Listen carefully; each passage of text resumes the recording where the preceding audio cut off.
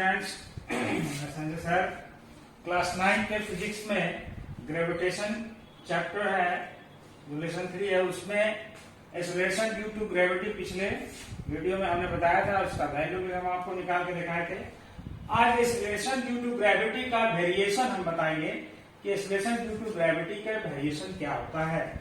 तो इसके कई वेरिएशन हैं। जैसे कहता है पहला कि the value of acceleration due to gravity g is not constant at the all place on the surface of the earth। यानी पृथ्वी पर जितने भी स्थान है, जितनी भी प्लेस है, वो सभी जगहों पर acceleration due to gravity g जो है वो कांस्टेंट नहीं है। यानी g का वैल्यू जो है 9.8 मीटर पर सेकेंड स्क्वायर अर्थ के सरफेस पर और प्लेस पे 9.8 मीटर पर सेकेंड स्क्वायर नहीं है।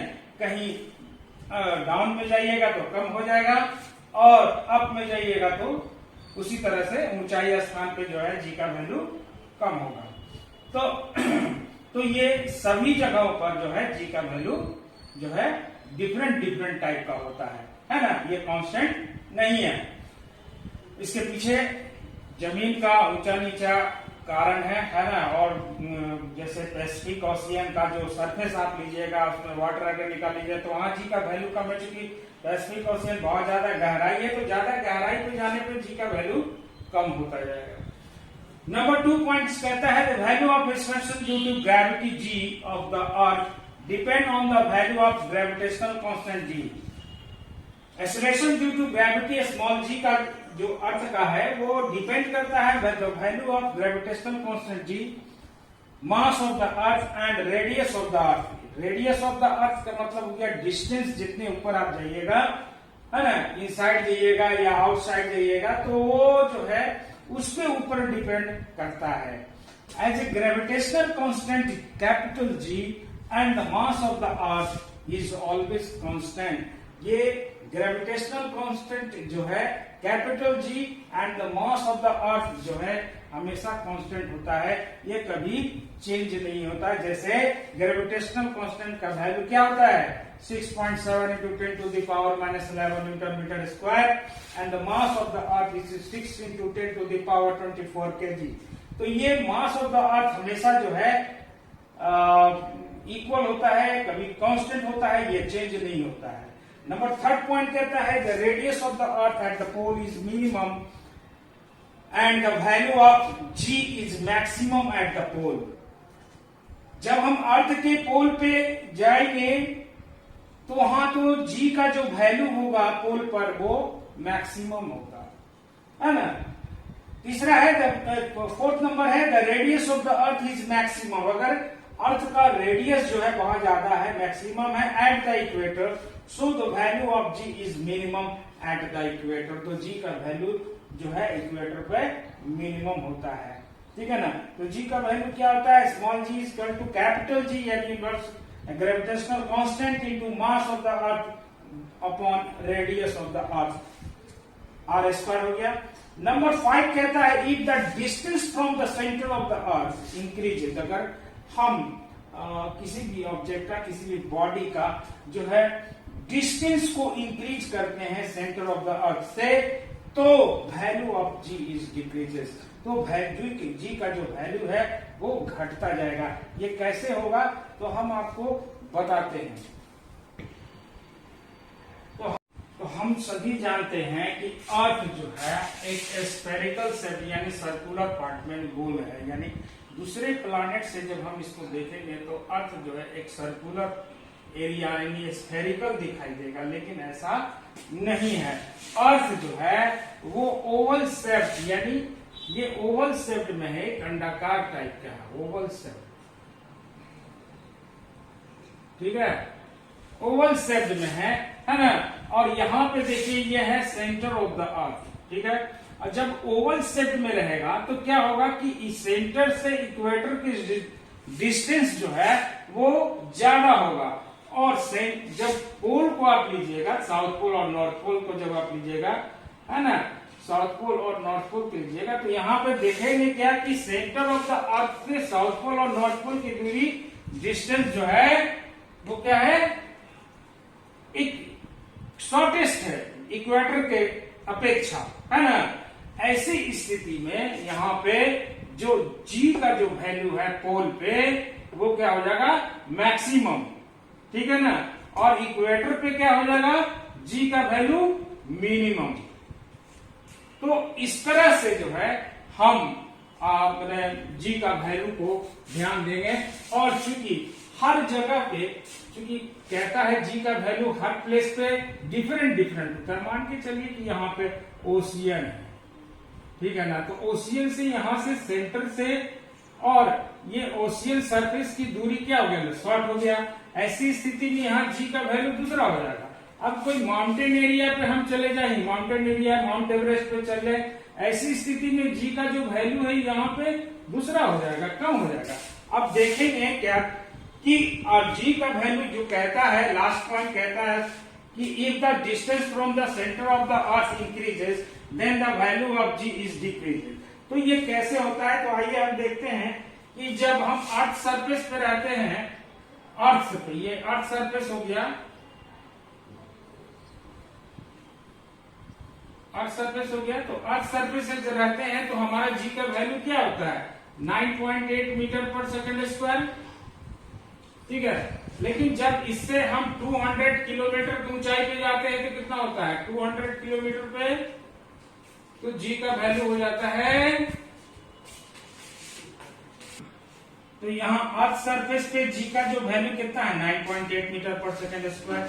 जब हम 200 kilometre above the surface of the अर्थ जब हम जाएंगे तो जी का वैल्यू क्या हो जाएगा, 9.23 मीटर पर सेकंड स्क्वायर, है ना। और उसी तरीके से जो है हम अर्थ सरफेस से जब हम ऊपर की ओर और आगे बढ़ेंगे, यानी 1000 kilometre above surface of the earth, तो 1000 kilometre above surface of the earth g का वैल्यू क्या हो जाएगा, यहाँ पे जो जी का वैल्यू है वो लमसम जो है आपको 7.34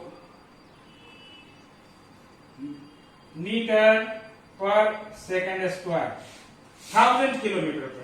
अब चलिए उससे भी ऊपर हम चलते हैं, तो 1000 किलोमीटर के बाद हम 5000 पे चलते हैं, 5000 किलोमीटर की ऊंचाई पे।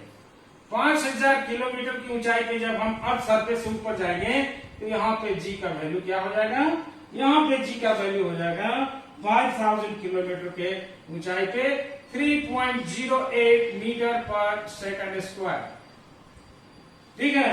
ठीक उसी तरीके से हम 10,000 पे जाएंगे तो 10,000 किलोमीटर पे क्या हो जाएगा, जी का वैल्यू 10,000 किलोमीटर पे 1.49 मीटर पर सेकंड स्क्वायर। क्लियर है। तो चलिए इसके ऊपर हम चलते हैं, इससे ऊपर हम 30,000 किलोमीटर की ऊंचाई पे जाते हैं। 30,000 किलोमीटर की ऊंचाई पे जब हम जाते हैं तो हमारा जी का जो वैल्यू है वो जी का वैल्यू क्या हो जाएगा, 0.30 मीटर पर सेकंड स्क्वायर। देखिए यहाँ पे कि आप 30,000 किलोमीटर एबव जब जाएंगे ऊपर में, मान के चलिए कि 50,000 किलोमीटर एबव पे हम चल गए, तो यहाँ पे जी का जो वैल्यू क्या हो जाएगा, वो 0 हो जाएगा।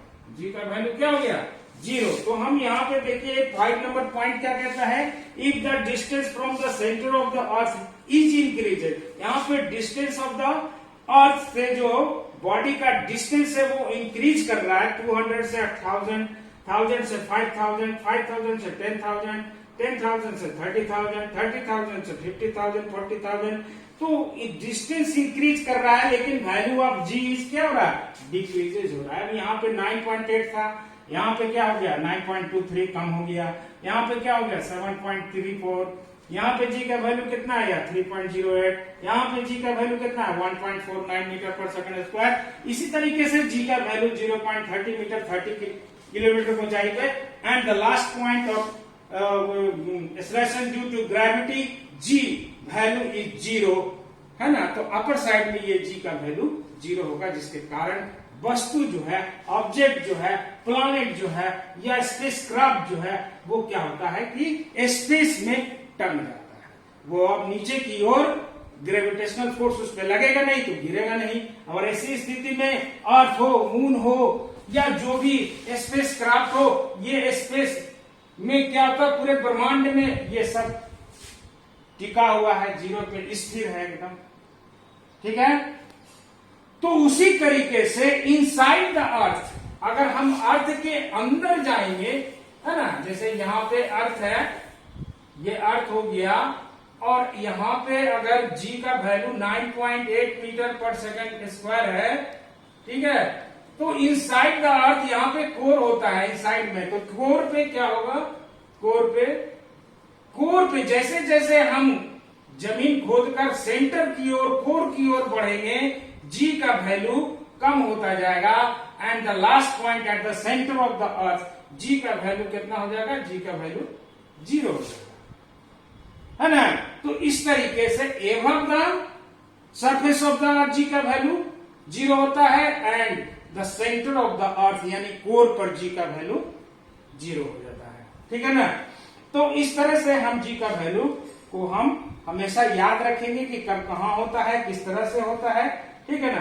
तो अगले वीडियो में जो है हम आपको मून का acceleration due to gravity on the moon का वैल्यू कितना होता है। जैसे सब कोई जानते हैं कि जो g का वैल्यू है acceleration due to gravity on the moon about 1/6 of the earth, acceleration due to gravity of the earth, and तो 1/6 होता है।